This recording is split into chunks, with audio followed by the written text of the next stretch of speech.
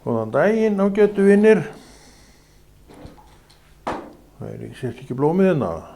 Það sést ekki og það hérna. Ég ekki að leyfa því að vera hérna. Það svo fallegt að blóm. Þetta úr plasti. Segir ykkur sögu af plastblómi. Það sé að þetta svo lík, þessu blóm. Þeir náðum svo vel blómunum í þessum plastiðjum að það hálfa að vera nóg. Og svo bjó ég á einum góðum stað og það kemur hérna maður með heilmikinn pott og steina og allt í pottinum og þetta er líka fína blóm. Já, þetta var alveg bara svaka flott með það að passa þetta upp á eins og sjáaldur augna sinna, hugsaði mig sjálfum mér. Og ég fór að vökva þetta alltaf reglulega. Ég veit að þú gerir ekkert svoleiðis, en mér datt þetta í hug og ég gerði þetta bara vikum saman. Ég áttaði mig ekkert á því að þetta væri gerviblóm sem ég var að vökva þarna svo samviskusamlega.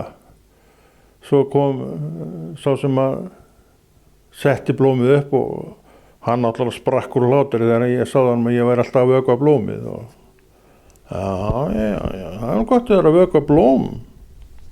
En þetta blóm nú bara plasti væni minn. Þá fór ég að hlæja og þá hlógum við báðir. Og síðan hef ég ekki vökva plastblóm. En þessi gerviblóm, plastblóm, þau eru svona ykkur að segja og ég þarf ekki að tíunda fjölleira mikið það. Þau eru rosalega vel gerð. Alveg ótrúlega lík frummyndinni. En öndvertið frummyndina að þá reyndi ekkert líf í þessu. Frekar en öðru plasti sem við erum að búa til og gera alls konar úr og sem orðið að í dag stórfældu vandamáli. Sem við veitum ekkert hvernig við eigum afgreiðis og svo með svo margt annað sem að viskan okkar fékk okkur út í en var svo risastóru vandamáli þegar við vitum ekkert hvernig við eigum að afgreiða. Hvað er loftslagsumræðan annað en risastórt vandamál af hyggjuviti mannsins sem vissi í raun og veru ekkert hvað hann var að gera? Er það ekki svolítið þannig hjá okkur? Við vitum að sagt er miklu meira núna en einhvern tímann áður. En satt að segja, þegar kemur ákveðnum hlutum, þá vitum við bara ekki neitt. Manneskjan auðvitað veit fullt af hlutum, en þegar kemur ákveðnum þáttum, þá veit hún ekki neitt. Og það er auðvelt að svona útskýra það, ef maður veit hugsan aðeins lengra en framfyrir nefið á sér, að þá gerist þetta allt saman inn í framtíðin, þessari merkilegu framtíð. Við fáum einhverja svakalega flotta hugmynd í dag, segjum það. Förum og framkvæmum hana, menn eru misjafnlega framtakssamir þar. Og til verður einhver spútning sem allir segja vá yfir. Eftir hálfa öld segjum það, þá bara erum við að horfa einu minn á risavaxið vandamál sem enginn veit hvernig ná að leysa. Til að mynda með plastblómið mitt, fallega. Það rann þarna rétt hjá mér til nokkur hérna held ég, plastblóm. Þegar hann var að útbúa þetta plast, hvað er langt síðan að plasti kom? Ætli það sé ekki að verða hálfa öld síðan, þetta gerðist allt fyrir hálfri öld. Og þetta áttu nú bara að vera lausn í þessu og vissulega er margt gott til úr plasti, en plastið er þeim eiginleikum gætt að það eyðist ekkert. Við hendum þessu því allt gengur út úr sér, við hendum þessu eins og bara er þetta í jörðinni. 20 árum seinna þá gröfum við þetta upp og þetta er alveg bara eins og þetta var þegar við settum það niður fyrir áratugum. Þó að plastið sé gott og allt saman það, við skulum segja að ílát og annað sem við gerum úr plasti, að þá skemmast þau með tímanum, þau brotna og verða ónothæf, en plastið áfram það sama og við þurfum að reyna að farga því og gröfum þetta í jörðu niðri og yfir til að við sjáum ekki draslið, en þar það bara. Og þetta erum við nú aldeilis að uppgöta núna. Alltaf hyggjuviti mannsins sem sér ekki lengra nefi sínu og veit ekki í raun og veru svo mikið, þó við montum okkar að því að vita miklu meira núna en var fyrir 100 árum eða 200. Og þá má spyrja sig, við hvað erum við að miða? Jú, það mikil tækni í dag og þetta náttúrulega allt saman mannaverk. En þetta hefur allt saman haft afleiðingar og sum þessar verk hafa haft alveg gríðarlegar afleiðingar. Við erum að kljástu þetta allt saman í dag. Og við erum að reyna að finna upp eitthvað, því ekki viljum við missa hægindin fyrir nokkurn pening. Og við erum að reyna að finna upp eitthvað annað, það heitir græn orka og það í tísku í dag. En hvað hún, þessi græna orka? Hún eitthvað sem að við viljum gera úr rafmagni. Og núna það nýjasta, það ein tísku bylgjan í dag, það þetta græna orka sem á að vera svo heilnæm. En hver segir hún sé heilnæmari en eitthvað annað? Ertu viss það að hún sé heilnæmari? Rafbíll, hann náttúrulega notar orku. Hann vill ekki nota bensín því að vélin gerð til þess að hún drifin áfram að rafmagni. Rafmagnið kemur úr rafgeimi sem eins og plastið, plastkassinn og plastdótið endist bara ákveðin tíma og það þarf að farga þá geimanum, þessum geimi. Og það sýra í öllum rafgeimum. Og hvað erum við að horfa upp á þar? Ég hygg að þetta sem við erum að gera núna í sambandi við það allt saman, ég ekkert neitt á móti þessu, ég veit bara að þetta bara það sem og ég veit að það þarf að taka á þessum vanda, þessum mengunarvanda, ég alveg sammála því. En við verðum þá að reyna að gera eitthvað sem betra og við teljum að raforkan sé betri heldur en einhver annar orka, önnur orka. En við erum farin að átta okkur á því, sumarlánana, að þegar kemur að því að farga þessum bílum, því að ekkert af þessum bílum þó rafmagnsbíll sé, gengur bara og gengur, heldur munan eyðast, bara eins og öll tæki sem þú út með, rafmagnstæki, ég að taka upp á myndavél og það getur nú farið, það getur verið að sé farið að styttast í að það þurfa að endurnýja hana. Allum sé ekki svona 10-12 ára gömul, hvað endast tæki í dag, kannski 15-20 ár, 15 ár. Ef hún kannski gæti endst í 20 ár en ég held hún endist nú ekkert mikið lengur. Og þá þetta bara eitthvað sem maður setur til hliðar, það að segja að maður verður ennþá upp í standandi. Og endurnýjar þetta, það að segja að maður vill halda áfram og ég sé nú reyndar ekkert annað en ég muni halda áfram við þetta. Svo lengi sem ég hér. Þannig að við erum að kasta drasli og þetta ekki bara ein myndavél. Hún væri ekkert vandamál. Það skipta 100 milljóna þessar myndavélar. Og þær eru allar á sama stað að þær munu allar ganga úr sér. Hvar á að farga þessu? Ég veit það ekki. Ég veit ekki hvernig þeir eyða svona dóti. Ég veit að þessar myndavélar, þær ganga fyrir batteríum, eða sko þú getur látið þær ganga fyrir batteríum eða rafmagni, annarkvort sem þú vilt. Og hverri myndavél fylgir 1, 2, 3, 4 batteri, menn eru með auka batteri með þessum myndavélum því ekki vilja að vera batteríslausir ef þeir eru út á víða til að taka upp og svo allt í einu að batteri búið, þá skipta þeir og eru kannski með 2-3 batteri í töskunni sem þeir bera með sér. Þetta telur allt, eins og ég segi, 2-3 batteri ekkert vandamál í þessu máli.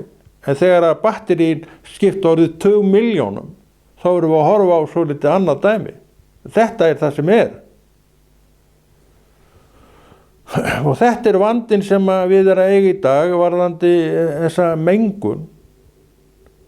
Afleiðing í upphafinu var þetta hugsun frá mannesku, svaka flott maður, allir vá, þetta æði. Og þetta æði. Við lifum á mjög merkilegum tímum og mjög áhugaverðum tímum. En því miður þá hafa þeir gefið okkur svolítinn skell tilbaka sem ekki alveg eins áhugaverður og hitt allt sem hann var. Og þá má spyrja í skjóli slíkra upplýsingar sem eru borðleggjandi upplýsingar, hvert fór vit og hvað vit í hverju vit þegar við skoðum allt saman niður í grunninn. En við komum inn í heiminn, við fæðumstum inn í heiminn og erum hér ákveðina tíma, svo förum við öll til þess staðar sem okkur ætlað að fara á og við þurfum að leggja meiri áherslu á það hvað tekur við hjá mér og hvað tekur við hjá mér. Ég hef góðar fréttir að færa fyrir sjálfa mig og kannski þig líka þegar ég trúi á Jesú. Og þegar ég trúi á Jesú þá veit ég líka að hann muni taka við mér. Ég veit að hann lifir. Ég veit meira þess að hvar hann Hann situr við hægri hönd föðurins á himnum. Og það annar staður en við erum að horfa á hér í heimi. Þegar við förum að skoða þessi mál, svona í einhverju sanngirni, þá hljótum við að spyrja okkur þeirra spurninga býtum við, en hvað af þessu viska? Var það svo viskulegt á sínu tíma þegar var ekki þýskur maður sem fann upp fyrsta hreyfilinn, bensínhreyfilinn. Og það var nú aldrei sem á þá. Og svo í kjölfarið verður öll þessi bílaframleiðsla sem við erum löngu búinir að átta okkur á að stórfellt vandamál, það að segja það sem kemur frá þessum bílum. Bílarnir sem slíkir eru náttúrulega bara til yndis og þægind og allt saman það, en það bara meira á bakvið það. Það það sem þeir eru að spúa frá sér. Við köllum það í dag mengun. Hvenær þetta orð mengun kemur inn í málið veit ég ekki, en ég veit og reikna með að það hafi ekki verið til fyrir 200 árum. Þannig það miklu nýrra orð. Þetta það sem að menn fóru að kalla þetta svo ólíkt í lofti, kölluðu hana mengun. Og svo sjá þeir það að það bara borgirnar sumar, þar voru bara huldar þoku. Ekki venjulegri eðlilegri þoku, heldur af þessum blæstri, útblæstri, bifreiða og verksmiðja og allt saman það. Og það sem kom sameiginlega frá þessu, það var bara þoka yfir borgunum. Þú hefur kannski séð svona þoku, svona mengunar þoku og mengunar ský yfir borgum. Ég hef séð þetta. En það verði ég að segja mönnum til hrós að það búið að gera alveg rosalega mikið átak einmitt í þessu og ég ekki svo viss nema við alveg sérstöku veðurfarsleg skilyrði að þá sé þetta uppi. Við höfum séð svona mengunar þoku bara yfir Reykjavík og þetta viðurkennt. Það bara hringja bjöllur þegar þetta byrjar. Það gerist við ákveðin veðurfarsleg skilyrði. Þegar logn og þegar hiti þá stígur þetta allt saman á margfaldur hraða upp og það verður bara, svona skyggir og sólu yfir hábjartan daginn. Við bjartast að kannski í tímanum á sumrinu þá allt í einu bara komið svona skuggi yfir allt. Ekki að völdum neins í náttúrunni, heldur að völdum þess sem við gerðum og erum að nota. Og það er engin léttur leikur eða nein einföld leið til að þessu máli til að leysa það, því að við erum búin að byggja allt samfélagið utan þessa tækni. Það er ekki gert að ráð fyrir því í dag, og þetta veistu jafnvel og ég, að þú gangir nema ákveðna metra í næsta strætó, og við búum svo vel við Íslendinga, við erum svo latir, enda fitnum við og fitnum, að við eigum eða flestir af okkur eigum bíl. Og við förum bara í hann. Við förum að versla í honum. Og það er eitt að skipula borga með þeim hætti í dag að kaupmaðurinn í hverfinu, hann er ekki lengur til, nánast farinn, vegna þess að þegar kaupmaðurinn var í hverfinu, þá voru tveir jafnfljótir þar sem menn notuðu, og byggðin þéttist auðvitað, hún óx, og þeir eru fleiri þessi kaupmenn á horninu, en það er allt saman farið.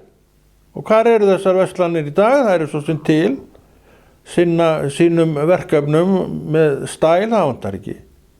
Þetta er allt komið út í aðrana. Af hverju? Bíllinn á að brúa þetta bil. Bíllinn á að brúa þetta bil. Bensín, spúandi bíll, bensín, eða veist, reykurinn af bensínni, það fer út í loftið. Og við viljum núna snúa hana þessu öllu saman, en viljum ekki missa neitt af gæðunum frá okkur. Og það er verið að hanna og smíða rafmagnsbíl, svo kallaða græna orku, sem ég segi að sé bara sín blekking. Þannig að þetta mál verður ekkert leyst nema með því að snúa ofan af öllu velferðarkerfinu, og hver vill það? Og hvernig er það hægt? Það er ekkert hægt. Við sjáum að við sitjum í súpunni, við sitjum í afleiðingum okkar eigin gerða. Við vitum svo miklu meira núna, segjum við. Við vitum bara ekki neitt núna. Meira en við höfum bara vitað áður. Segðu mér þá, hvernig þú ætlar að leysa þennan vanda sem búið var til fyrir öld, byrjaði þar að rúmri öld, hann ekki lengra síðan. Hvernig ætlar að leysa þetta? Já, þú kemur á tómu kofana hjá mér. Ég hef nú verið að velta þessu fyrir mér líklega eins og þú og margir aðrir. En ég sé ekki annað en að ef á að leysa þetta með einhverjum stæl, þá erum við að tala um það að við munum snúma ofan af öllu því sem við höfum í dag. Þá held ég að heyrist nú hljóður horni. Og meira svo að þeir sem eru ákafastir í grænu byltingunni, á þá meira sem muni renna tvær grímur. Því að þetta er stærra vandamál heldur en svo, og maðurinn sér ekki lengra nefið sínu. Það held ég að við getum alveg verið sammála eftir að þegar við skoðum þetta þessum augum. Og svo fyrir utan það, að þá erum við hérna bara skamma stund, og orðið talar þetta þannig að við erum hér skamma stund. Við erum eins og gufa sem er farin eftir smá tíma. Og þetta er líf mannsins. Og við erum á þeim stað í dag mörg hver að menn eiginlega bara, það fer hrollur þá ef þeir heyra þetta orð Jesús. Hvað er hann að vilja upp á dekk, segja sumir? Já, ég vil hann upp á dekk. og ég vil hann allarleið upp í brú, inn í brúna. Ég vil að hann stýri og stjórni. Og þetta það sem að ég vil að þú vitur að þú getur komist til hans og þá veistu allavega hvert þú ert að fara. Fæstir vita það í dag hvert þeir eru að fara. Þú veist að þegar þessari jarðist lýkur þá ferðu til hans. Í okkur býr eilífur partur og með vissunni Jesús og öllu því sem hann gefur þér, þá veistu að í þér þessi eilífi partur sem raunverulegi þú, sem segir mér og þér það að við munum aldrei, við munum alltaf vera til. Og þegar við erum komin á þennan stað, þá held ég sé engin spurningu það að við sem völdum Jesús, við völdum hann að rétt. Ég held að við munum ekkert velta í fyrir okkur hvort einhver mengun sé á jörðinni, hvort bílum fækki eða fjölgi á jörðinni. Við erum bara í faðmi Drottins og erum því stórríkt fólk bara af því sem við völdum. En því miður verðum maður að hryggja sjálfan sig og aðra suma með að þanga fara ekkert allir. Þó goggunaröð hjá Drottni? Það aldeilis engin goggunaröð hjá Drottni og hefur aldrei verið né verður. En ég vel. Ég get sett upp girðingu fyrir Drottin og hann kemur ekkert fyrir þessa girðingu af því að ég vill ekki að hann komi ef að ég á þeim stað. Og ég á mínu stað vill ekki Drottinn með alveg svolítið spullandi á að gera COVID og mengun að ég sef ekki rólegur á nóttunum vegna alls þessa.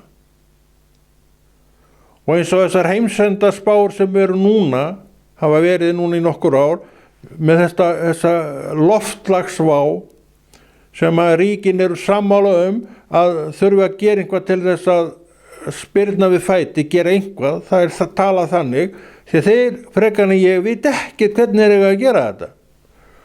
Sjá kannski mögulega og hugsanlega einhverja lausn í þessum grænu svoköllu farartækjum. Ekki það verði öll græn á litin, heldur bara hugtak sem var smíðað í kringum þetta eitthvað sem svona betra talið heldur en í dag. En þetta líka með sína ókosti. Við vorum að tala áðan geymirinn. Og svona rafmagnsbíll, ég held að hann sé nú með svolítið fyrirferða mikla geyma, það getur vel verið með einhvern veginn með tímanum minnka þá, en það sama. Að því kemur að það þarf að farga þessu. Og þá hefst vandinn. Rétt eins og skeiði með plastið. Plastið mjög gott efni. En það ekki alveg eins gott þegar kemur að þeim punkti að farga því. Því að það eyðist ekki ofan í jörðinni. Og þetta vita menn. Og að brenna þetta, að þá kemur bara alveg svolítið kolsvartur reykur af þessum plastkossum þegar verið að kveiki í þeim. Þannig það ekki heldur leiðin. Hvernig að farga plastinu svo vel sé. Við höfum ekkert svar inn í það, en gerum þess að svo oft áður að við gröfum djúpa hólu og mokum svo yfir, þá sjáum við ekki draslið. Þannig leysum við það. En það þarna. Sumt af þessu þarna. Það sem ekki náttúrulegt efni, það bara heldur áfram að vera þarna. Og áratugum seinna grefur ofan á þetta og þetta alveg eins öflugt og það var þegar þú settir það þarna niður. Engu til gagns þetta því að þetta eins og allt annað gengur úr sér. Við höfum allir séð kannski fiskikassa sem eru brotnir og skemmdir og þeir verði ekkert notaðir. Það hægt að gera við þá upp að ákveðnu marki og svo þrýtur það. Þá þetta bara orðið ónýtt drasl og þá byrja vandinn. Því að þetta fer ekki neitt Þetta eyðist ekki neitt. Og við þetta erum við að glíma. Við þetta erum við að gefa óheyrilegan tíma. Við erum að verja milljónum í rannsóknir á þessu, hvernig eigi að vinna þetta, vinna bug á þessu.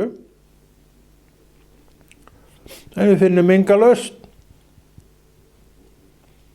Sá sem að fann þetta upp á sinni tíma og við sögðum stórt vá yfir, okkur fannst þetta svo flott og þetta var virkilega góð hugmynd, það vantar ekki. En þetta eru afleiðingarna. Við viljum þetta burt í dag. Og við erum aftur konum með bréfpokana, þessar ægilegu bréfpoka. Ef maður gæti sinni ekki alveg sérstaklega á þeim að þá bara rifnar allt í sundur.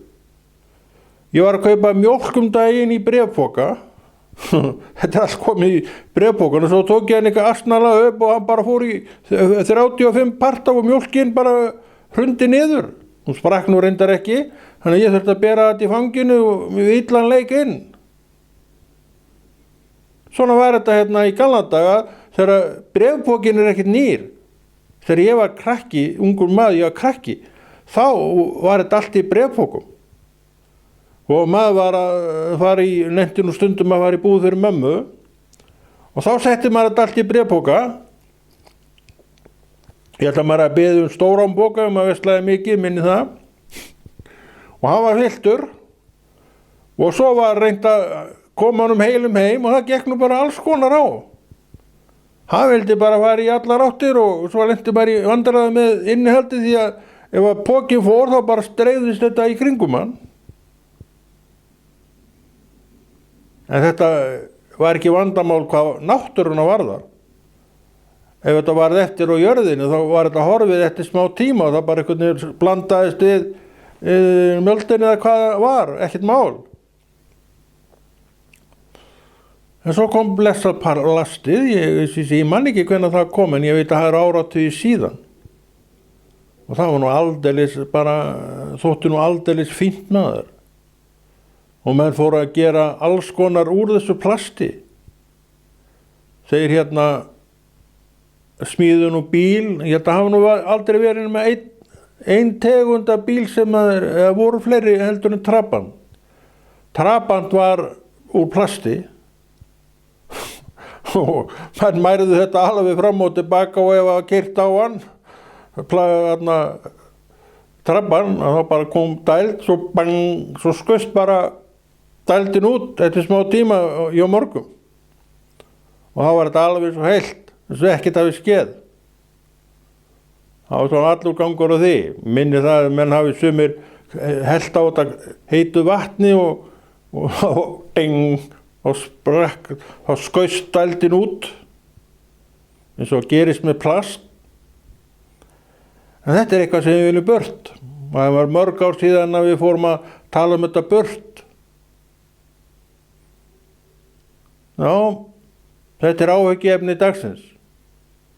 Fyrir marga. Mengun. Og menn eiga svefnlausa nótt yfir loftslagsvánni sem við segja þetta er bara búið. Og það grípur sig skelfing. Og ég get sagt þetta, það er það versta sem kemur fyrir fólk þegar þessi skelfing grípur sig. Hún er hræðileg.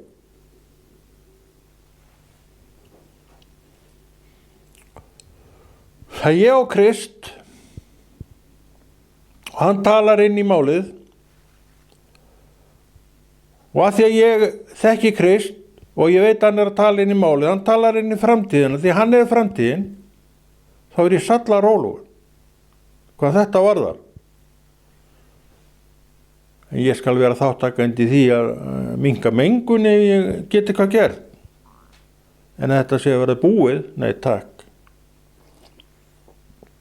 Og hvað hef ég fyrir mér í því? Ég hef ekkert fyrir mér í því nema ég trúi orði Guðs.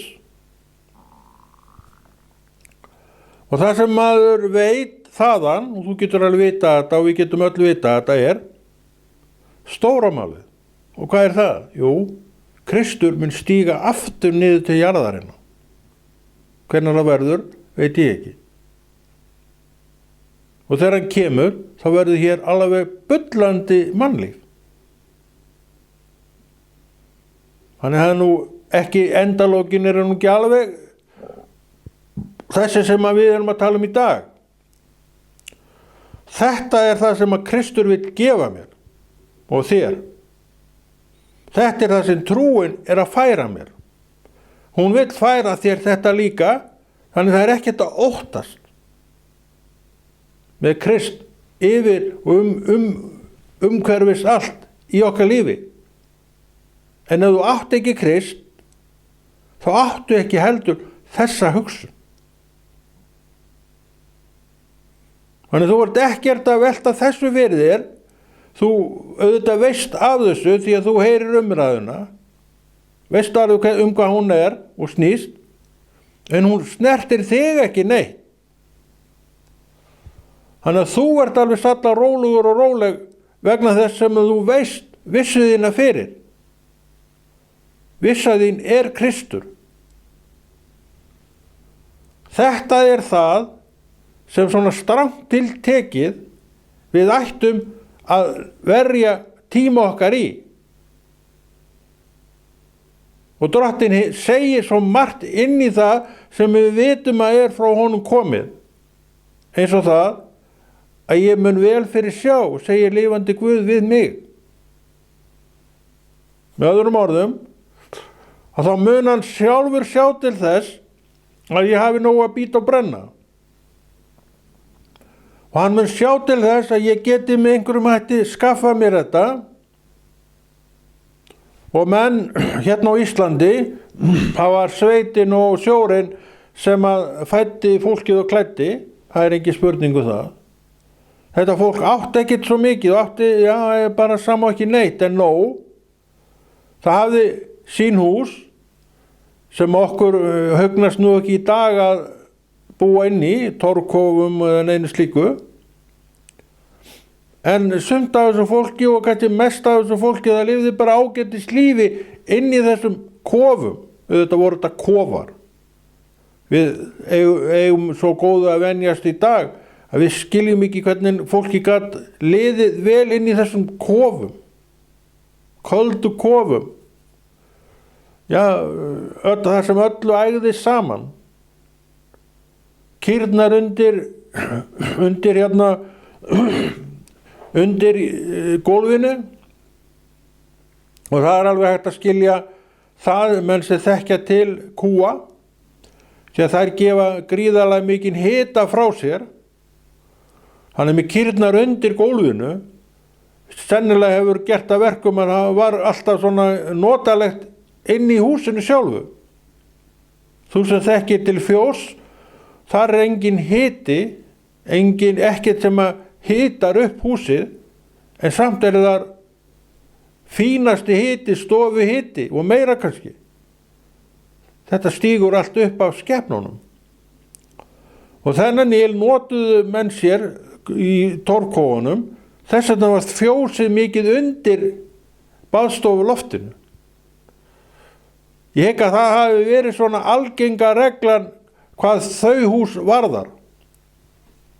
Og við veitum núna hvers vegna menn gerðu þetta svona. Þeir fengu yl inn í húsin með einmitt skepnunum undir.